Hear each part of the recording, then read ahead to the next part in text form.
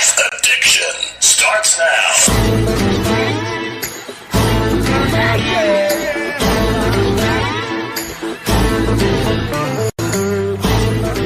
Hollywood's Motorcycle Madhouse on Spotify and iTunes Radio. Gentlemen, the King. Hail to the king, baby. And how you guys doing? Welcome to the live show. How's everybody doing out there? Man, is it a sizzler here in freaking Northern Illinois. Sizzling out there, but we got some riding time. And today we got a freaking special guest. It is cool to have him on. Many of you guys know LAMA, Latin American Motorcycle Association. They are one of Chicago's own, and man, did they expand. They got people all over the place, and you know what? It's a great organization. You're looking at a lot of charity that they do for the neighborhoods. It's just a pleasure to have them on, and we got Mario, founder of Latin American Motorcycle Association. How you doing, Mario? I'm doing fabulous. It's an honor to be here with all you guys, and to all the people out there listening, pleasure to be able to say a few words to you. Oh, rock on, man. Well, you know what? You got a worldwide audience listening to you right now. So tell us about LAMA, when it started, why you started it. That's very interesting. I started LAMA in 1977. I used to be a bodybuilder. Actually, I was a city wrestling champ for high school in Chicago. I was a national bodybuilding champion. I won the Junior Mr. America in 1977 in May, and in June I started LAMA because I used to love to ride. Unfortunately, there is still, but it's changed some, a very bad perception of bikers in the public due to the Hollywood negative publicity, that they think that because you ride a motorcycle and you wear a black leather vest, you're a thug. And so where I come from in Puerto Rico and a lot of the countries, I've been to Cuba, I've been to Mexico, and I find that bikers out there are different. They get along with the police really well. We're all a good unit. We're part of a community, we're part of the social fabric of the community. So I wanted to create a club like that here in Chicago, and that's why we call it Latin American. It wasn't really to say that we don't like Americans. We love Americans. We love the USA. But we wanted to start a club in our own image where the police never had to worry about us being their enemy, and that we represent our community, period. And we've become probably one of the most representative clubs of Chicago. We were alone for 16 years. I never wanted to start another chapter. I think that was the smartest thing I did. In 1996, we decided that we'd change our vision and start growing. And today we have 210 chapters in 25 nations, from Nigeria, Africa, to Egypt, to the Philippines, and from Canada all the way to the tip of South America. Oh, man, that's an accomplishment right there. Where did you start out? What neighborhood in Chicago? The great and notorious Humboldt Park, Chicago. Humboldt Park, baby. You know what? They got some... Murder town. Oh, yeah. They got some, the best freaking Mexican food around, though, man. You got to agree with that. They do. Humboldt Park has great Mexican food. It has some Puerto Rican restaurants also, but they actually, there's food there from all over the world, which is what I love about America. You can eat anything in this world. So Humboldt Park is kind of a little representative of all that. Right. Well, you know what? I grew up in Montclair, that neighborhood, and Humboldt Park was, about 10, 15 minutes east of us, and I used to go there all the time. Living in Northern Illinois now, man, the food just stinks. You know what I mean? It's not Chicago. When I came out here from Chicago, I was like, man, this food is something else. And I was one of those guys that, got homesick when I couldn't see the Sears Tower and stuff. But it's a lot different out here. But Latin American Motorcycle Association in Chicago, it's legendary, man. You have chapters all over the place in Chicago, don't you? Yes, and one of the interesting facts that you talk about, like the food out here, actually, I'm at home with the food in Rockford and Belvedere, and I'll tell you why. I'm a rider. I'm a biker. I'm a 100% biker. I used to work construction, but in my time, I also ran long distance. I run the marathon. Mm-hmm. And so motorcycling, I've taken to an extreme. And I've ridden through the Peruvian desert 8 times. I've been in the driest place in the world, which is the Atacama Desert in Chile. I've been to the not Mojave, but the Sahara Desert. I've ridden quite a bit in the Sahara Desert. And so I go to all these places like Bolivia and Ecuador, and I love these places. And so I can eat whatever's available. So I really don't complain much about food. It's not like I'm not a connoisseur of good food, but I adjust to whatever's available. I was just in the Philippines, and I ate frog. I ate iguana, et cetera, et cetera. So I enjoy everything because it's part of being able to survive when you ride. You have to eat whatever's available. I've been on the road sometimes for a week all alone, and sometimes with a lot of people having a lot of fun. I have no complaints.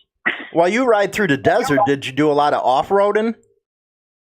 Actually, by force, yes, I had to. I got caught by the guerrillas, the FARC guerrillas in the mountains in Colombia because they had a major protest on the Pan American Highway about 200 kilometers south of Cali.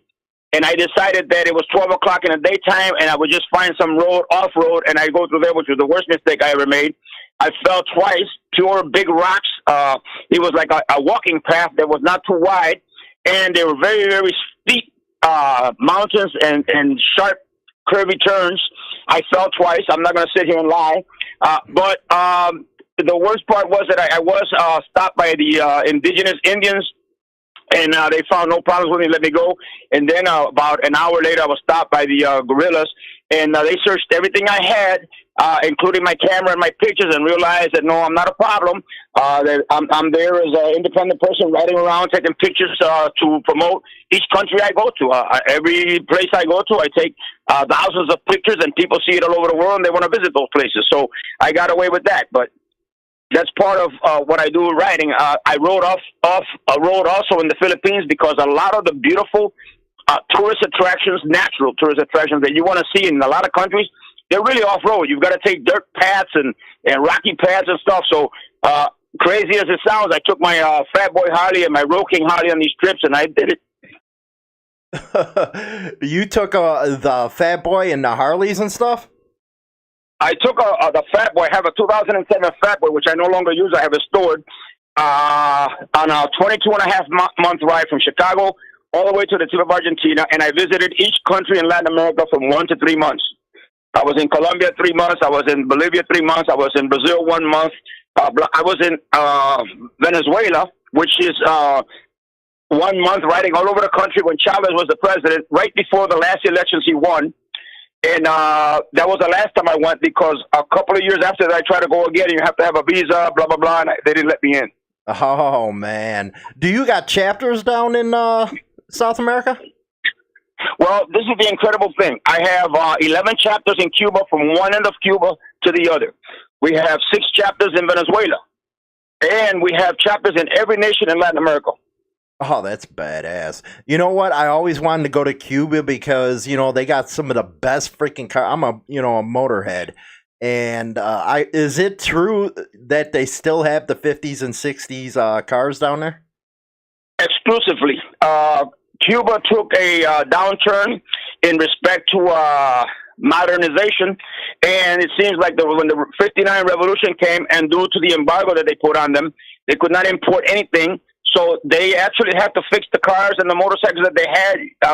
I rode Harleys from the late 30s and mid-40s, 47 there. I've also ridden every bike in the world, and in Cuba I rode a MZ from Czechoslovakia, YJS or something like that from Great Britain. That there are motorcycles there where the company's closed in the 50s, and they still have them there like new.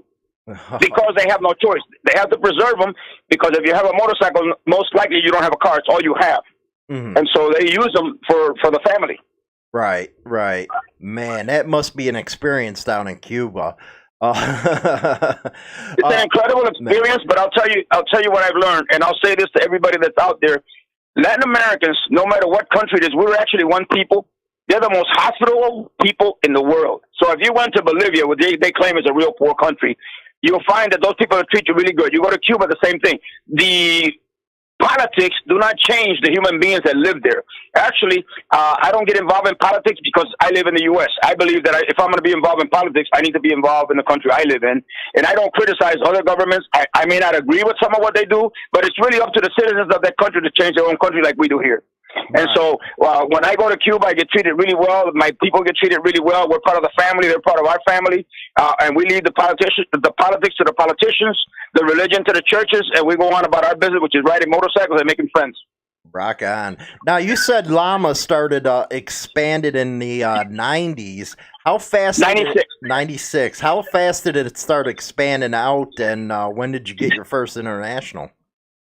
Well, actually, in 96, we did our first national rally, which turned into the international, and we had chapters in Puerto Rico and just here in the U.S., and we did an event in Miami, which was going to the Keys, and that we had actually no more than 40 people in that event, but I told them it would grow. By the time we got to Puerto Rico in 97, a year later, we had 240 people. We already had chapters in Puerto Rico. We're looking at starting a chapter in Mexico. By 98, we had chapters in Mexico, and by 99, I had started chapters in Cuba. But in all honesty, it did not just start by itself and spontaneous. LAMA has grown because it has been my passion. LAMA is my donation to the community, now to the world community. I worked all my life. Now I'm retired, so I continue to dedicate my time freely to the organization. And I've scratched and clawed for every single chapter we had. But the good thing is that I found that the more intelligent and more educated people were, the more they loved the message. Our message is real simple. We are not involved in any kind of hanky-panky. LAMA members must have a job. We are about riding motorcycles long distances to strange lands to make lasting friendships for life. That's what we do. And so people know that one of the things we tell people, we're not involved in religion, politics. We accept people from all walks of life, regardless of color, nationality, race, social class, blah, blah, blah, and any type of motorcycle. It doesn't matter to us what kind of bike you have as long as it's a 650 or bigger, because we ride far. Right. And so that's been captivating a lot of people. And once we had captivated the Americans, the other reason that we grew is not because we sit here on Facebook and people just write to us and they want to start a chapter. It doesn't work like that. We use Facebook and the internet to meet people, to make friends for those people that we have already. We grew because we travel. I was a president in Chicago for 16 years, and I've been leading on the national committee and then later on the international committee. And my club from Chicago has ridden through Venezuela, Argentina, Uruguay, South America. We have ridden in Colombia. We have ridden in Costa Rica. We have ridden in Canada, all over the U.S. Mexico is like, I remember our first ride to Mexico. Oh, my God, what a far ride. No, Mexico now is like next door. We go there like for fun. I bet. And we invite people to go with us. We've had Afro-American people from clubs. We've had white American people from clubs. I mean, I should just say Americans, but they have gone with us, and they really enjoyed themselves, and they thank us for coming and enjoying the experience. Well, I tell you what, man, I went to a party in Chicago with one of your chapters. Man, that was a party, man. You know what? I really loved the atmosphere and stuff. You know, when you go into, you know, some clubhouses and stuff, it's kind of a tense feeling in there. But in a LAMA clubhouse, it ain't. It ain't. It's a party. I've had many people tell me exactly what you have just said. And we have rules in LAMA, and our rules are real simple. If we visit your clubhouse, we will go by your rules. But if you visit our clubhouse, you will go by our rules, period. We don't care who you are. And all the clubs, and we've had a lot of MCs and stuff, and 1%ers come, they come in peace. That's the only thing that we ask. They have a good time, and they leave. Afterwards, I get a few of them call me and say, man, I felt so good at your club because I didn't have to worry about my back. I go use the washroom. I didn't have to worry about getting stabbed. And that is what we want to create. We want to create that. And for us to do that, we have to demand respect for us and all the people that are there from everybody. Mm-hmm. Well, how was your reception when you first started out in the 70s? Wow. I hate to tell you, I'm going to explain it this way. We were the good kids in the neighborhood. You know, I've never used drugs. I don't drink. I don't smoke. I'm not a saint, but I'm that kind of guy. My personal friends are the same way. So a few drink a little, but they're not involved in nothing negative, we could say. And so we ended up on the shitty end of the stick. There was the gangs on one side and the police on the other. And if you're a good kid, you don't know who's the worst one of the two. Right. It's sad to say, but it's true. So when we started LAMA, I was already 28 years old, and I had a Harley, and that was probably the worst thing that you could do is be a Puerto Rican and have a motorcycle, because now you had two reasons to have people against you. And the police did not let us go anywhere. To be honest, I remember going to Wisconsin Dells in 1978. We could not rent a hotel anywhere, and we could not rent a campground anywhere. But there was a hotel that says, look, I can't rent to you because my boss will fire me, but I could tell you guys are good. Because I told him, look, I'll give you $500 deposit, and if any room is damaged, you keep the money. All we ask is that if everything is perfect, give us our money back. And the lady felt kind of bad and said, look, I can't do it because my boss will fire me. They don't want bikers here. But look, I have a friend, and there's a camp called Rocha Creek. I never forget it. Camp Rocha Creek is closed, and there's a ranger there who's my friend. I will call him. This was at 2 in the morning, and we had ladies and stuff with us. I will call him and tell him that you guys are coming to see if he can help you. So we went there. That man had the best time of his life with us. We were all camping. We had a party all night for 2 days. We had liquor and stuff, Coca-Cola, food and grills. We had a major blast there. We did a show between us using the top of the van as the stage. He was just elated. He says, you know what? If you guys ever come to Wisconsin Dells, you tell me. I will call my friends, and I will get you a place to stay. I guarantee you that. So the following year, I called them, and there's a campgrounds called Bass Lake Campgrounds, and the people that owned it were from South Chicagoland area. Mm. He called them, and they took us in, and you know what? We were there like 14, 15 years. They loved us. We had a good time, and the only reason we left is because they converted it over to making cabins, and the area that we would take for camping was closed. But we didn't have any hard times. We went to Ohio in early 80, and we could not find a hotel in Ohio. And by luck, a lady turned me on to another hotel that she called and says, I'll take them. And that person in that hotel, and it was a Days Inn, took us in, and she says, you know what? You guys are really great. What we'll do is when you go out another hotel, you call me yourself. I will vouch for you. And I did that. And that's how we were able to get hotels everywhere. But I keep telling my people and all my riders, if a man has a business, he wants to make money. He doesn't want it destroyed. He doesn't want a lot of problems, and he doesn't want to lose his customers. So if we go there and he makes money from us, and we have a good time, and we treat him with respect, guess what? He's going to want us back. End of story. Right. Well, yeah, that's real true. Another thing is you guys are pretty legends in Humboldt Park, man. The community really looks at you all with a lot of respect. How is everything going right now with the COVID crisis and stuff? Did you guys get out there with the community, with charities and stuff? Well, we've always, right now we're not doing much because we're not allowed, we curtail all our activities worldwide, for one. And everybody's under quarantine, so there's very little we can do. But we do charities. We have our own personal toy run for all the kids in the neighborhood. We also do the Toys for Tots with the regular bikers. We collect food, and when there's a disaster, like we've collected for a disaster in Venezuela, we collected for a disaster, the earthquakes in Ecuador, the ones in Puerto Rico. So we try to do whatever we can, and we also help some of our people if they end up sick or whatever. But right now what we have been doing is driving ourselves crazy because we can't get together and meet with anybody. We talk on the phone. We meet by Zoom or WhatsApp or Messenger in little groups.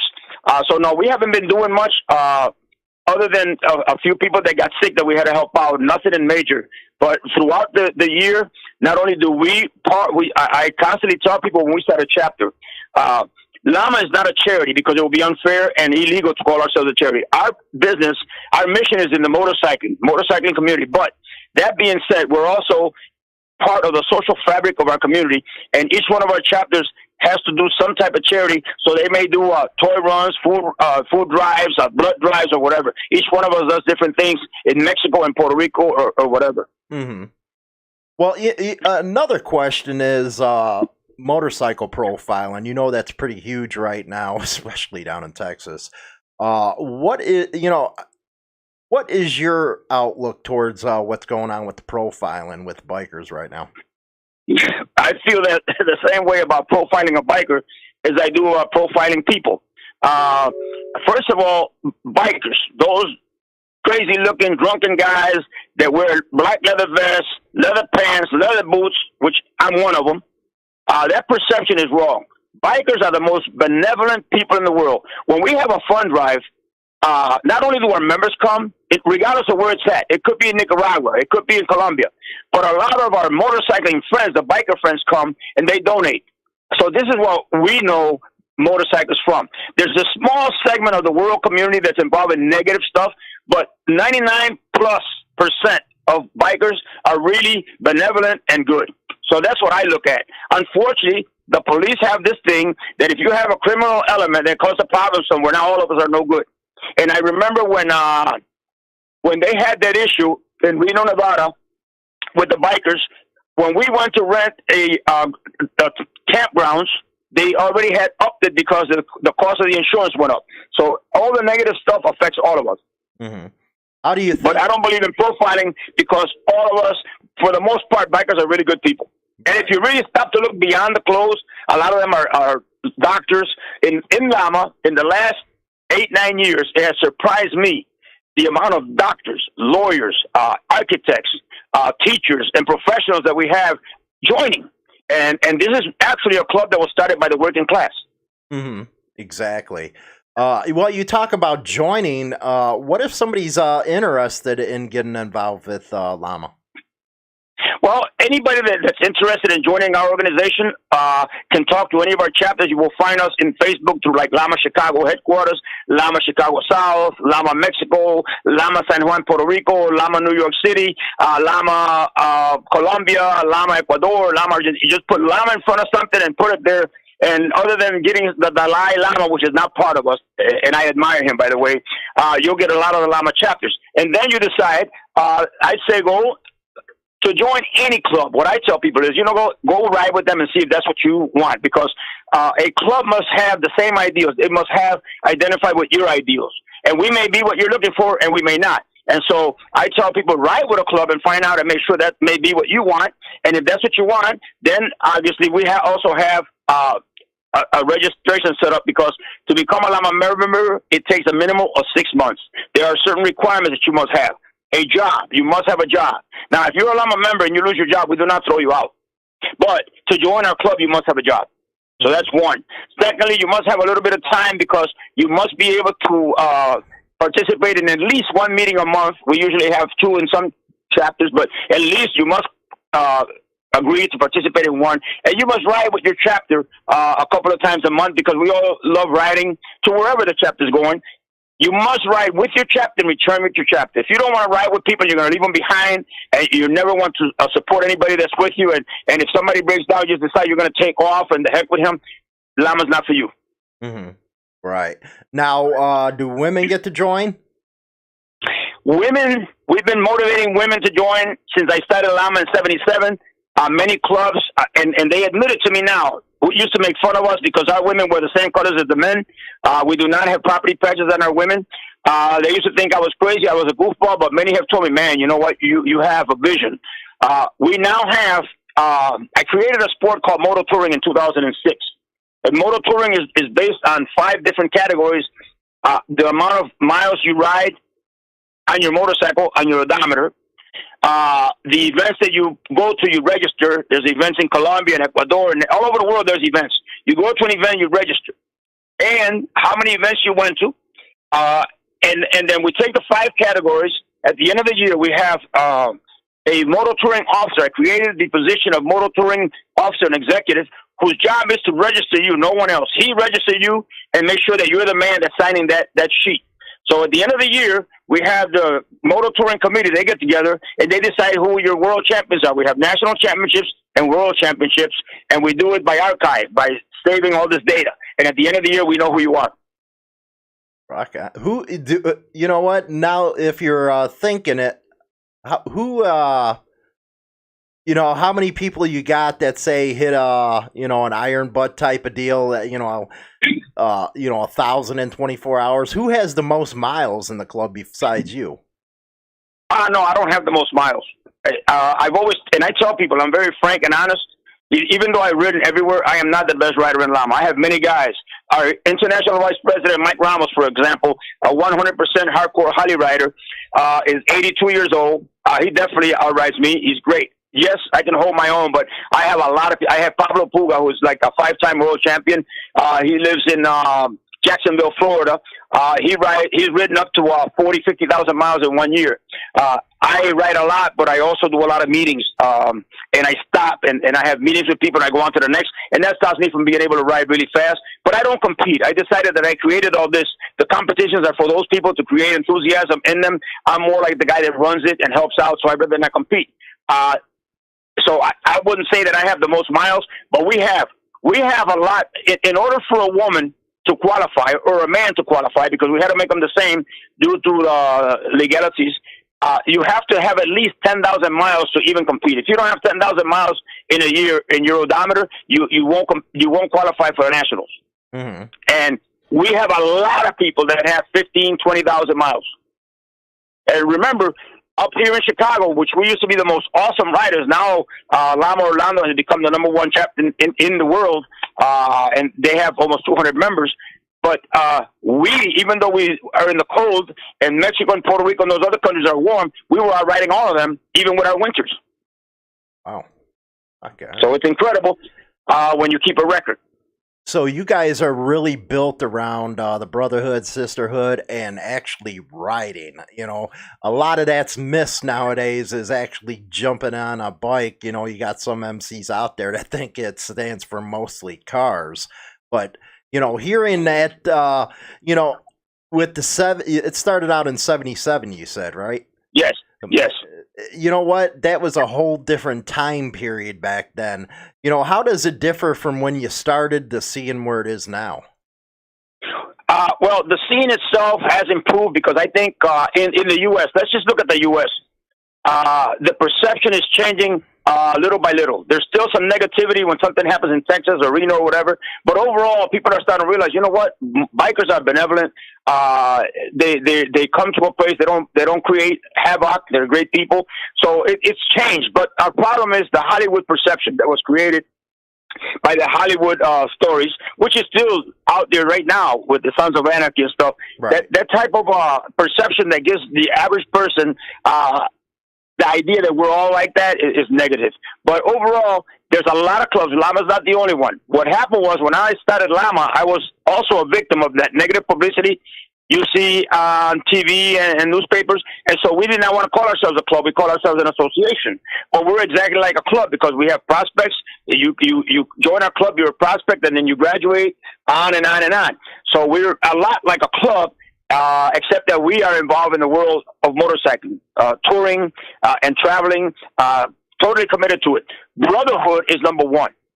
In LAMA, brotherhood is our number one reason for existing. All the rest is secondary. The sport of motor touring is second to the brotherhood. We want people from all over the world, regardless of color, race, nationality, or religion, to be able to come and sit at a table and think about this, as I tell many. Instead of hating each other, wouldn't it be better to sit with a communist, with a capitalist, with a socialist, with an atheist, with a Muslim, with a Jew, and they all sit there together and maybe learn a little from one another rather than kill each other? Mm-hmm. And that's our philosophy. Rock on. That's an awesome philosophy right there. And while we're sitting at that table, we're dealing with motorcycles. We're not talking about religion or philosophy. I say this. We leave religion to the religious people, to religious folks that run their religions. We run riding and friendship. Riding friendship. You know, one thing you were talking, you know, earlier about your trails down in Colombia. Did you ride that one road? And I seen it on TV where it's like so thin, but you're like 2,000 feet up. And yes, you rode that. I know the one you're talking about, but the one I told you that I got caught by the guerrillas is much worse than that.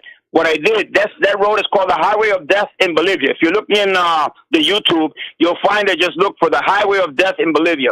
I rode that with an Argentinian that was 23 years old. And to make it a real brief story, I told him we're only going to do this once, so let's everybody ride this from the top down. We're going to go down to the bottom, and we're going to come up. So as we were coming up, I ran into 12 Brazilians with BMWs that are all-terrain bikes, and I had run into them in Peru, and they had treated me to dinner, right? So now I'm in the Highway of Death going up, and here they're coming down, and we're crossing the creek. They all had to stop and take pictures, say, what the hell are you doing here with that motorcycle? That motorcycle is not for this. Why you not get another bike? I said, wait a minute. I'm here because I wanted to ride on my motorcycle. I don't want to get another motorcycle to ride here or ride anywhere. I wanted to come on my Harley. So we made a lot of friends. They're still my friends on Facebook and stuff. But I rode that, and on a sunny day, which it started out sunny, and it was beautiful. It's a little hard because there's a lot of rocks, big rocks, and you know what happens when you hit a big rock with your front end? It tilts and twists, and it's easy to fall over the very high mountains over the side. But it was sunny. And we crossed one waterfall that was overhead that was very thin. So I told my friend, now imagine crossing this when it rains. Well, it didn't take but about the last 25 kilometers, we saw the fall coming. And now when the fall comes, it's very, very deep, and you cannot see. And then it's easy on a thin road to fall over to the side. So we started hauling, and the fall caught up with us when we got right out of the highway of death. Oh, man. And then we got pelted. Then we got pelted on the main road by a lot of granisos. What do you call them? The little pieces of ice. Hail. We got beat by a hailstorm of water. Oh, man. And I told my friend, I said, you know what? That was the highway of death telling us these guys thought they were going to come here and get away like nothing. But we fixed them, and they fixed us. You know, what was the experience like riding from North America down to the tip of Argentina, man? There's just so many people that always wanted to do that kind of ride. Well, the tip of Argentina, there's a town called Ushuaia. We have a brother club in Ushuaia. Ushuaia is the southernmost tip of the world. It is part of the Antarctica. And it's in Argentina, but it's so far south that it's part of the Antarctic Circle. And so that town is called the Mecca of motorcycling. Why? Because everybody from Russia, from Germany, anybody that rides, who really rides, ultimately wants to come and ride all the way down there. So I met a lot of people from Brazil. I met people from Germany, people from Switzerland, one each, as we were going south. I was going with a guy called Willie Lopez from Buenos Aires. His lifetime dream was to go down there from Buenos Aires to the tip of Argentina. And here I was. I came from Chicago, and he joined me on that ride. Rock on, man. How is the trip down there? Is it dangerous going through some of the countries? Yes. Well, it's not dangerous as far as people. I didn't find danger with people because obviously I come from Chicago. What's more dangerous than Humboldt Park? So that part of it did not bother me. But it is dangerous somewhat remember, you have animals on the road. You have dangers on the road. The storms. I was hit by salt and sandstorms in a salt flat. And if you get that in your eye, you're screwed. So I was lucky I didn't get that. I got hit by two of them. Really, really dense sandstorms. And I chose to go to the tip of Argentina in the summertime, which is January. And sure enough, I made it. But the day that I had to leave, it started snowing. Mm-hmm. So we waited till about 10 in the morning. It stopped snowing, and we took off. And sure enough, as we're going up the mountain to the place called the Garibaldi Pass, which is 100 kilometers north, it started to snow and snow and snow until we got stuck. The bike just refused to go up. Mm-hmm. And that was an adventure because once the bikes refused to go up, every time you hit the gas, it would tilt to the rear tire would slip to the side. So I told Willie, keep going to the side and let's go against the guardrail because we're going to get hit by a truck. And we did. We just kept hitting it. It kept spinning and shifting to the side and shifting. So when we got near the guardrail, we stopped when we got off the bike. No longer did we do that. Then a pickup truck comes around the curve, slides, and just missed us where we were at now. It would have hit us dead on if we'd have stayed there. And then I have a picture where you'll see that a truck fell right over that, and the trailer's hanging over the side of the mountain. So the snow is a real problem, but this is summer. This is summer in the Antarctica. What was the prettiest country you went down there for riding? Well, from Argentina, I had actually been in Brazil. I rode all over Brazil. Brazil has a route called Route 101 along the coast, the southwest coast, which is incredible. I rode that all the way to meet some friends in Rio de Janeiro. And then I took a lot of pictures of Rio and the Christ that they have there and the mountain they have. I have some incredible pictures from there. Then I went up to our chapter in Goiânia. I was there a couple of weeks, and then those guys joined me, and we went all the way to Argentina to an event my guys had in Mendoza, Argentina, which is with the border of Chile. That was an incredible event for looking at tourist areas and stuff. We went up to the snow mountain and really beautiful sight. And then from there, they went back to Brazil, and I went south by myself to Buenos Aires, where I met Willie, and he went with me down to the tip of Argentina. But wait, when I went to the tip of Argentina, I also went to the tip of Chile.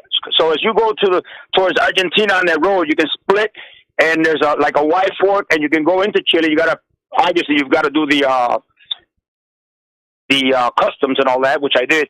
And I went to Punta Arenas, Chile. It means sand point. Punta Arenas, Chile. I made some friends there. They took me all over the place. I was as overjoyed as they were to meet me. I was overjoyed to meet them. And then we came back to the border, went around, and then went south to Ushuaia, which is even much further down than the tip of Chile.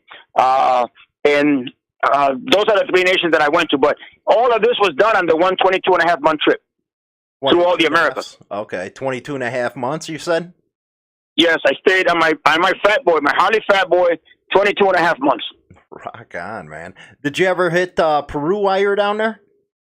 I had to cross Peru to get there. I crossed Peru. I have chapters and friends in Peru. I created more.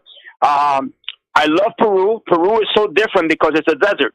And there's a part of it is not desert, which I also went to. But Peru is a desert. I also went to the fabulous Machu Picchu, which is an incredible site, before I went down to Bolivia. I went to Peru, Machu Picchu, then I stopped along the little towns and stuff and had fun and bought some little doodads for the family. Kept going down to Bolivia. I went down to Bolivia, and I got into an accident in Bolivia. I fell on the mountains on some rock that in a place that's full of like water and mud and all that. A perfect street. A highway. It's a perfect highway, no problems. I go around a curve, and it's all destroyed, and it's because it says it's an unstable zone. That means that the road moves, so they don't have asphalt. They have, like, rocks that it self-adjusts. And I hit them, and I fell. So no big deal. I cut my knee. But I fell on that mud, and I caught one of the worst infections you can get. And I was hospitalized. And some guys that I met there before I left that town came to the hospital to see me, and him and his wife kept an eye on me. When I got out of the hospital, they took me home, and I stayed with them like 2 months, and they helped me recuperate. After I came back from Argentina, they had a surprise for me. I went to visit them to tell them thank you and bring them some things. They said, no, we have a surprise. We have some people here. We're going to start a chapter of LAMA here. So there are friends there now. We have a couple of chapters now in Bolivia. Rock on. What would your advice be for somebody going on a trip like that from North America to the tip? If anybody wants to go from North America to South America, since I speak English, my name is Mario Nieves, and you can find me in Mario Nieves Lama and just Mario Nieves, and you can write to me. Why? Because I can tell you people that you can trust, that you can stop, ask directions or whatever. Or say you break down in Chile right now, which has happened to people. You break down in northern Chile, and you write to me and say, look, Mar, I got a problem. I broke down. I have nobody here. I can call people that'll go and help you. Not only in Chile, in Argentina, and Bolivia, everywhere. So you can stay in contact with me. I have friends everywhere, and I'll turn you on to them. And they don't. It's not like they're going to charge you anything. It's just a matter of this is friendship. And we have a route that I created that's right now from Vancouver, Canada, all the way to the tip of Argentina. Right now, I'm working in Central America. We have chapters in Nicaragua, Honduras, Panama, and one more, Costa Rica. There's 3 more nations that I've got to get: El Salvador, Guatemala, and Belize, which is an English-speaking country. And that's the center of the Americas. I call it the belly button of the Americas, so that we want to have people there so that no matter which route you take, we're going to have people that, in case something happens to you, they can help. And our people are more than glad to help any biker that's traveling and visiting, because part of what we do, and one of our responsibilities worldwide, is to promote tourism in our respective nations. We know that a lot of our countries in the third world don't have the money that Europe and the U.S. has to spend on tourism. So let's face it, tourism brings in a lot of money, so that money is used to promote more tourism. But in the third world, it's difficult. So we, the LAMA members, go out of our way to promote tourism in our countries, and also us, because we live here in the U.S., we promote that too. And that's something that we do as a free service because we love it. So if you're going through a country and you have a problem and you're writing and we know ahead of time, we can kind of look out for you. Rock on. That's awesome stuff right there, man. Again, you guys, if you want to take that kind of ride, man, you need to get a hold of Mario. He's been there, done that, and he can help you out with planning and stuff. What is your ultimate goal for LAMA? Well, in 2000, I sat with my guys in Chicago for the Millennium. You know, we had the Millennium. For the Millennium, we had our rally in Chicago. By that time, our rally had grown a lot. We had people there from Cuba, from Mexico, from Puerto Rico, and Venezuela, and blah, blah, blah. So I had already sat with my members in Chicago and said, look, we started the Latin American Motorcycle Association. I remember those were tumultuous times. We were more Latin immigrants, blah, blah, blah. But the world has changed. The U.S. has changed quite a bit. We feel at home here now. If I was starting LAMA today, I would start the International Motorcycle Association. So I'm going to propose this to you guys. I want to propose a motion that we create a second branch of LAMA called the International Motorcycle Association. Because, in all honesty, you're not going to have a Latin American in Japan. You're not going to have a Latin American in Russia or China. And so I created the International Motorcycle Association, which is the same with everything as the Latin American Motorcycle Association, except that on the back of the vest, where the rocker says Latin American, the other rocker says International. Everything else is exactly the same uniform, same blue jeans, black boots, black leather vest, blah, blah, blah. And that's where we are now, where it started growing. We're in Nigeria, in Germany, in Philippines, in Canada, in Spain, and we have a few other countries that I want to get into, but the COVID really killed it.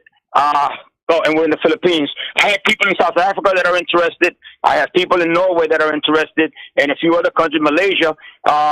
And you can't promote if you don't speak to them or if they can't ride. Right now, if you're going to start a club right now, how the hell are you going to meet anybody if you can't ride? Mm-hmm. So that's where we're at now. But my goal is to totally globalize LAMA, because I believe we have something to offer the good people that are interested in genuine fun as a recreational vehicle, as a friendship-making vehicle. And I tell people, you know, we need to set an example for the rest of the world that so badly needs it, that we do not have to kill ourselves bombing and killing, because we can easily sit down and love each other. Right. Well, that's a good philosophy right there. And you mentioned Sons of Anarchy earlier. Now, that really destroyed the scene that, you know, for clubs, I believe. How is Mayans affected, you know, because that's the new one. How has that affected LAMA? Has there been any blowback on that one like there was? No. Neither the Sons of Anarchy nor the Mayans affect people like us or my members. But first of all, I'll tell you that I love those shows. I like them. I enjoy them. But that's not my reality. My reality is not intimidating people or beating people up. We're not involved in crime. My reality is having fun, making friends, and riding. I love riding. But what it does, it creates in the neighborhoods, not only in our neighborhood, in any neighborhood, be white or black, groups of people that admire that philosophy and get together and create clubs just like that. That, I believe, happens constantly. And I see it. And those are the wannabes. Everybody wants to be like them. In LAMA, that doesn't cause us any problem, because most of our people know what they want. When someone joins LAMA and they see a rule that says we don't use drugs in LAMA, they're not acceptable. Already they say, you know what, I'm not going to be part of that club. That's a goody two-shoes club. You can call us whatever you want.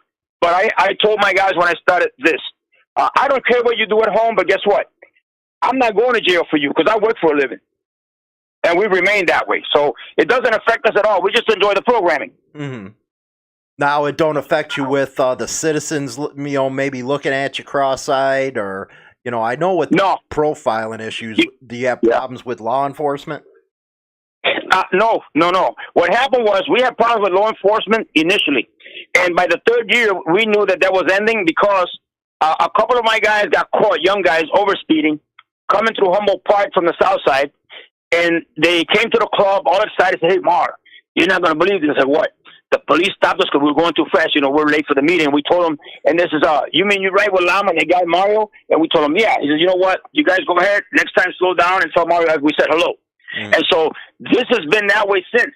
A lot of policemen have joined our club. Something that some clubs don't like about us is that we do have policemen in the club, but our club is for a cross-section of society. I don't care if you're a policeman or whatever. When you're in our club, you're a LAMA member. Mm-hmm. When you go back to work, everybody does their job, construction or whatever, police, whatever they do. So we don't have a problem. And you said something along the way that's correct. We are a legend in our community, so people love us and respect us.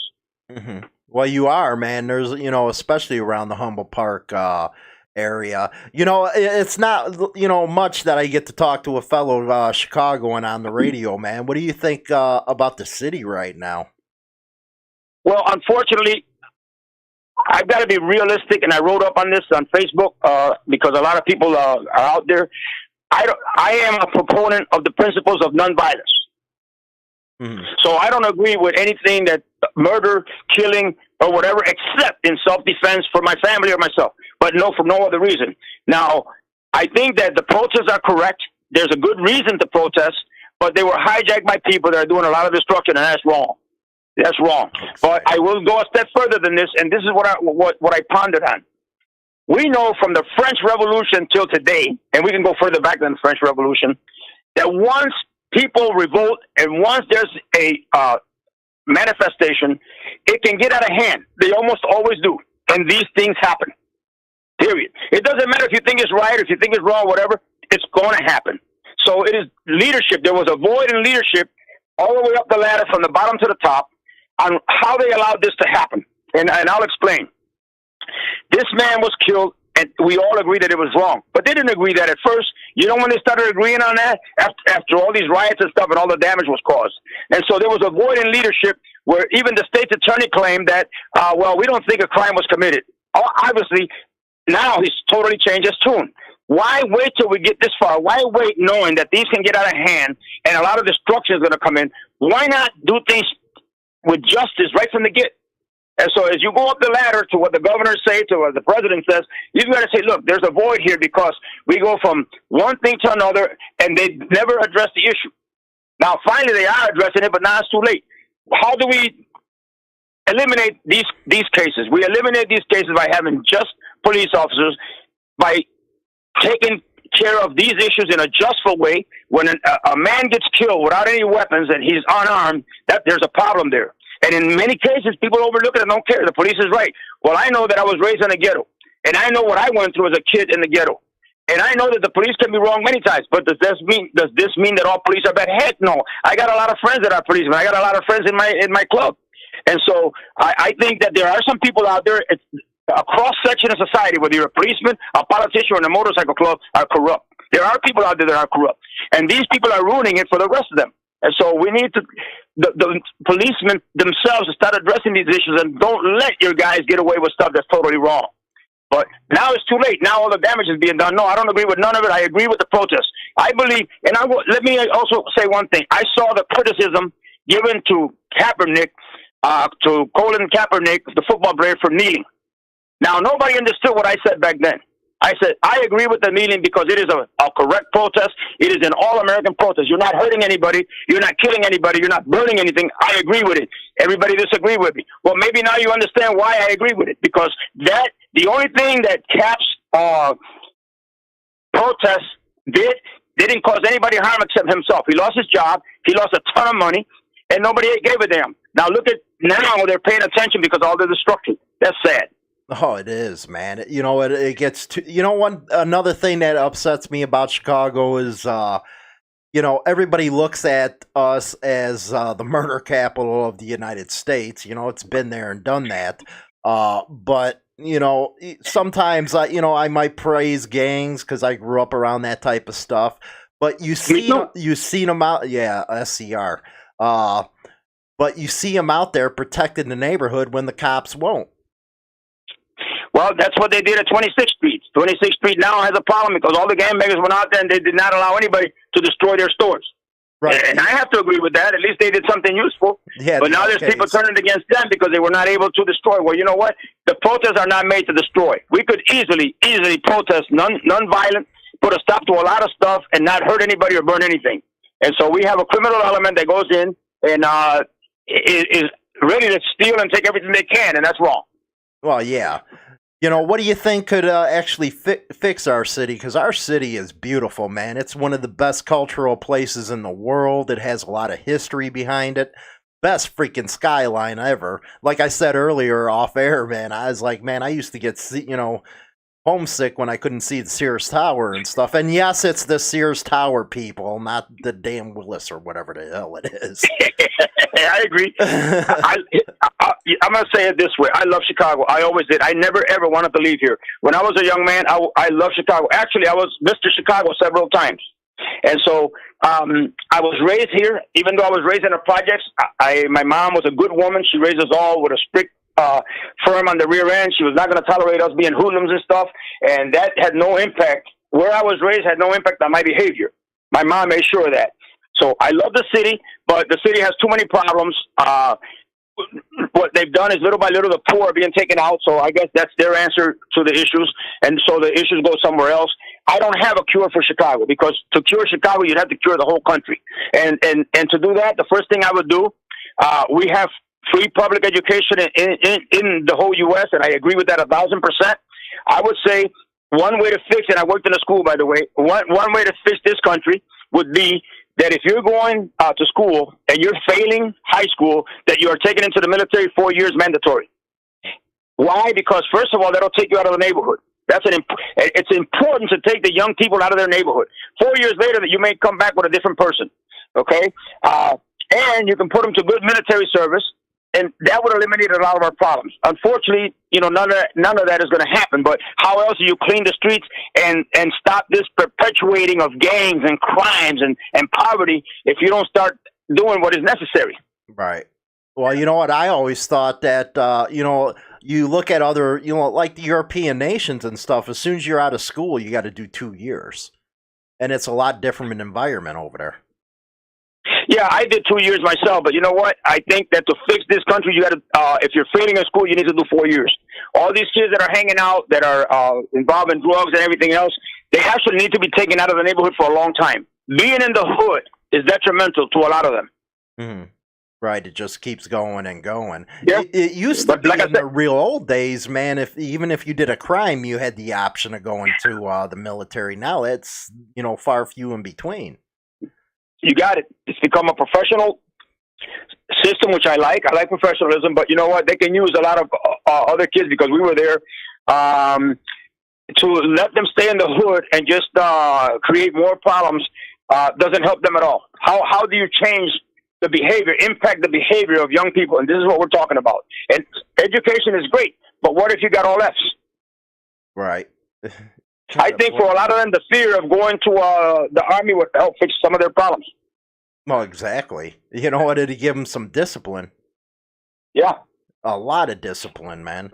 But I got to say, man, like I said earlier, LAMA it's legendary in Chicago. And I like your direction. I really do. I like your direction where you're really focused on motorcycling, other than, all the politics and all that stuff that goes on.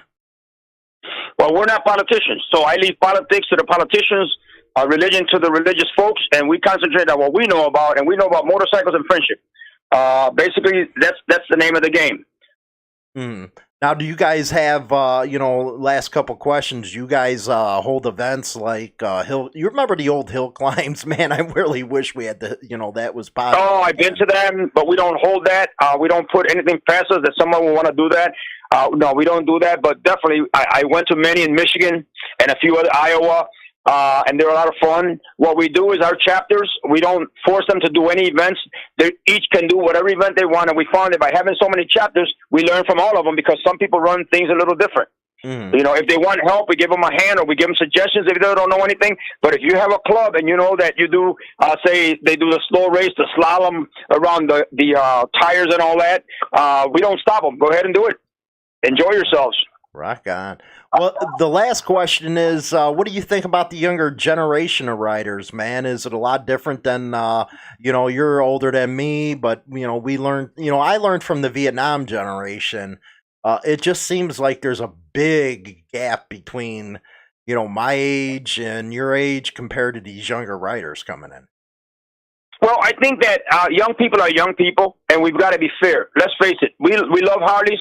Young people, the majority of young people like sport bikes. And so I know a lot of young people that have sport bikes, and 5 years later they get a cruiser that they can actually ride with their wife and enjoy it, and they join our club. And so I believe that the sport bike world is an entry into the motorcycling community, and they deserve a chance because a lot of them will fall and scrape their knee or whatever. They never ride again. Mm-hmm. Right. A lot of the sport bike people do not ride. You know, I remember a group that used to get together on Fullerton and Cicero. They would ride the Fullerton and Western. They would sit there for 2 hours, right back to Fullerton and Cicero. We knew that because in the morning we'd go by and see them on Fullerton and Cicero. We'd go out to Wisconsin Dells, come back 2 days later. Now they were on the other end, and you ask them, "Where you guys going?" "We're going to Fullerton and Cicero," from Fullerton and Western. And so, but this is an entry level door opening for you in the motorcycling world. And for some, it gives them an opportunity to cross and meet people like us and then eventually join us and ride. We get a lot of people that were in sport bikes. Some got hurt and don't want to get hurt anymore. Some quit and never ride again. But I think when we started, I didn't start riding a motorcycle. I used to love choppers. I love choppers. I used to build choppers. Love them. But I did not start riding bikes to go to Mexico or go to Russia or whatever.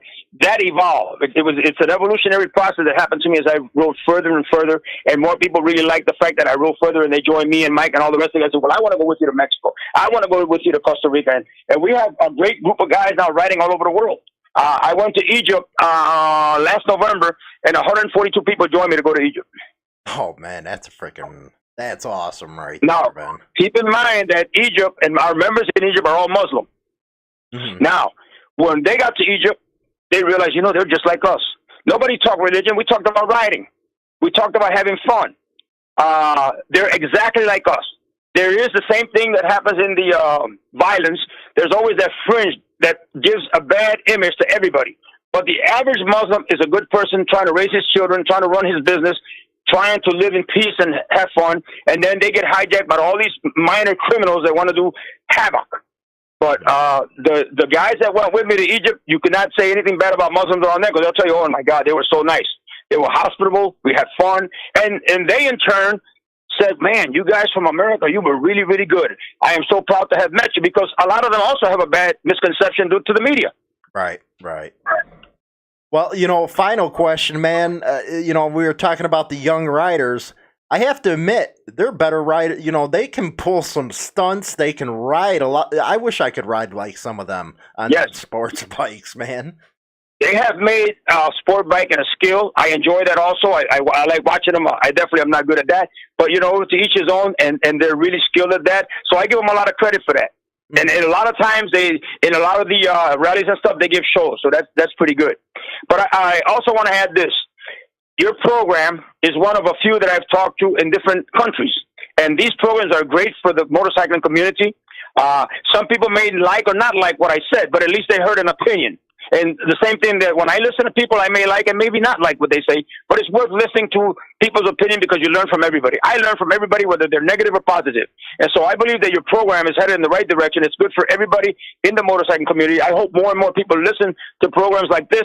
And when you talk to real people and real riders, they can say, "You know what? I know them, and now I understand." Rock on, man. I really appreciate that. And you know what? That's why we always put both sides of the story out. That way everybody can hear it and debate it and make the lifestyle a lot better and keep it going up instead of, going to the dark ages like it used to be. Yeah, and we in LAMA are not better than anybody. Our goal is to do it equal and the same as everybody. So whether a club is called the Hells Angels or the Outlaws or the Bandidos or the Sons of the Devil or whatever, you know what? We don't care. We're all in the same boat. We're all riding motorcycles trying to have fun. So everybody that wants to be our friend is welcome to come. They're welcome to come to our clubhouse. We join everybody. We don't discriminate because the guy's a 1% or a 0% or whatever. Everybody's welcome. I have run into a lot of people on the road. They've treated me like a king. I have no problems. I went to Texas. The Bandidos treated me real good. I've been to New York. I got treated real good by the Hells Angels and also the Hells Angels in Chile. Ibutres, which is a club in Brazil, like the Hells Angels here, had invited me over and had dinner for me and everything. How can I say that I hate anybody that treats me like that and treats our people like that? Rock on, man. That's awesome stuff right there. It's glad to hear all that and everything brought you together was a motorcycle. That's good stuff. That's right there, man. That's what it's all about, man. So if you guys want to check out into LAMA or get some information, Mario's out there. You want to give them your information? That way they can get a hold of you on Facebook or something? Yeah, anybody that wants to get a hold of me, the best way is look at me on Facebook and send me a message. Mario Nieves is one page, Nieves. Mario Nieves Lama is the other page. Or you can find any Lama page, no matter where it's at, all over the world. And you can write there and say, you know what, I'd like to talk to Mario, and they will forward me your message. So that's not a problem. I know every single member in Lama in every single place in the world. Rock on, man. You got a better memory than me. You also got a Actually, regular it's not website? just a memory. I've met them all in person. That's awesome. Do you got a website they did check out local chapters? No, because we all concentrate on the Facebook pages due to the pictures and the fact that years ago we had an internet page, and when I started a chapter, it was a long time before they all knew each other. Now with the Facebook stuff, if I start a chapter like we just did, we just started a chapter in Detroit. In 1 week, you'll know all the members. Rock on, so the social media has been fabulous. It's a two-edged sword. It can work in a negative way, but for us, we've utilized it in a real positive way. So they can find us on Facebook all over the place by just throwing Llama in there. That's it.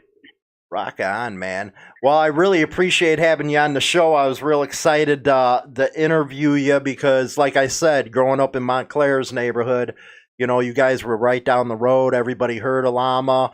And again, I partied with some of them, and it was an awesome party. It was nice, chill, no tensions. So it was an awesome, feel that way. Awesome having you guys, you know, coming on. You represent awesome. I love your goals, and really appreciate having you on. Thank you very much. The same thing. If any women out there want to join us, we have some awesome women riders. We have in the World Championships and the National Championships, we have a female category, a male category, and a club category for those that ride in clubs. So we also promote women. Anyone that wants to join us, just come and hang out and have fun or enjoy yourself. Our doors are open to you. Rock on, Mario. I really appreciate having you on, buddy.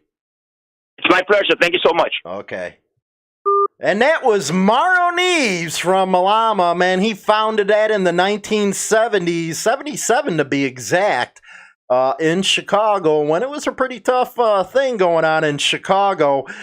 Sorry about the chat over in YouTube. I can't see you guys right now. That's why I haven't been responding to any of that type of stuff. It looks like it's down on my end. I don't know if it's up on your guys' end, but that kind of sucks that I didn't get to see you. Before we go on, hit the wrong thing there.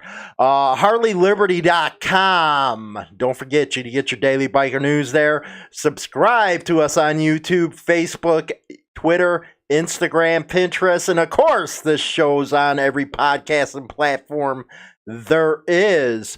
So hopefully you guys got to learn something, man. You know what I got out of the interview? The love for motorcycling. You know, I don't get to cover that good stuff all the time. You know, I'm always covering the bad. But here, you know, everybody knows I've talked about it, man, where I wanted to take a damn trip down to the tip of South America on the bike, and hearing from somebody who's actually did it, he's actually traveled the world. That is just amazing right there, man. Egypt, Nigeria, that is just, that's motorcycling right there. One of my favorite programs is actually the Ewan McGregor one, where he travels all over the damn place. And, you know, I think sometimes as bikers and especially some club members, they forget that it is about the motorcycle and that it, you know, that's what brings everybody together. So, yeah, it was a damn fun interview. If you guys, you know, like what you hear and stuff, you can find them anywhere, man. LAMA's huge. Again, that's Latin American Motorcycle Association. They take, you know, they don't discriminate any of that type of stuff. And women, man. I met a couple LAMA women, and they were real down to earth, real cool. They have nothing to do with, you know, the MC politics and stuff. It's an association, like a, you know, riding club or something like that, which you would know if you're from the other states. You never heard of LAMA. But yeah, they originated in Humboldt Park, man. Humboldt Park's some hardcore stuff. But it also has some of the best people, the best culture around in Humboldt Park. You know, when I go back to the neighborhood and stuff, I usually go out there for some Mexican food. And they got some of the best, man. We're talking burritos, this freaking big, you know, hardcore stuff. But again, it's Latin American Motorcycle Association. Now, I got some interesting comments about the video that I did today over on YouTube. Read that email about Donna Morelli and stuff. And people are asking, well, it's not the listeners and stuff, but, some of the club members, like, why you keep on covering it? Well, there was a disaster, a tragedy that befell a family. And again, it's news, and I want to make sure that people understand that clubs are not like that. But at the same time, you look at all the shenanigans that were going around, and it really gives you pause about how some motorcycle clubs are ran. Now, this chapter, you'll learn, was kicked out. Chester, it's called, Chester Warlocks. And the other chapters went their separate ways and stuff like that. But, we got a lot more information coming. What I'd like to do is invite, Chester and also the Harpy Warlocks to have a representative come on this show. And because I know there's some bad blood and stuff, but let's debate the issues here, man. Why don't you guys come on? You get your side of the story out, like I always do. And, maybe things get a lot better for either or. Who knows? But one thing I do know is I get a lot of feedback, a lot of pushback, and I give opportunities to both sides, so you guys can't say I don't. You might not like how I report it, but that's the way it is with me on this show. But with that, hopefully you guys enjoyed everything. Sorry about the chat over there. I miss having the chat. But with that, I'll talk to you guys later. The #1 internet biker radio show is now available on Spotify and all major platforms, including iHeartRadio, iTunes, Stitcher, and more. Don't forget to become a subscriber on any one of these platforms so you can be notified right away when our weekly episode is uploaded so you never miss an episode. Hi, this is James Hollywood Machikari. Join our YouTube channel and get Motorcycle Madhouse and tons of videos related to the bikers. Join now by subscribing for free and become part of the Throttle today. Always free and always entertaining. Don't forget to visit us at www.harleyliberty.com for your daily biker news. Rock on!